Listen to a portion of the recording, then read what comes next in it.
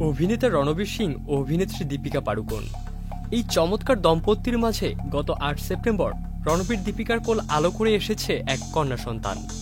দক্ষিণ মুম্বাইয়ের এক হাসপাতালে প্রথম সন্তানের জন্ম দেন দীপিকা।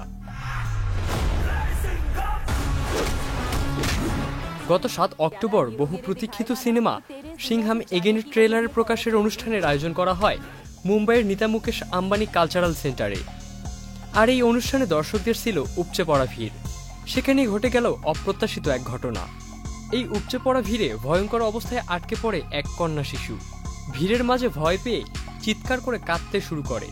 সেটা দেখে কোনো কিছু না ভেবেই বাচ্চাটিকে কোলে তুলে আগলে নেন রণবীর।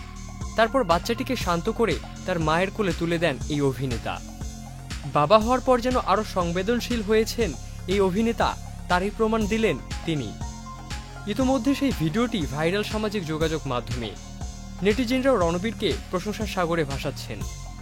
বাবা হওয়ার পর পরিবর্তন এসেছে রণবীরের মধ্যে। আরও সহানুভূতিশীল হয়ে উঠেছেন। শিশুদের ভাষাও বুঝতে শিখেছেন তিনি। এই জন্যই রণবীরের কোলে এক কন্যা সন্তানকে পাঠিয়েছেন বিধাতা। ঠিক এভাবেই মন্তব্য করছেন রণবীরের ভক্তমহল।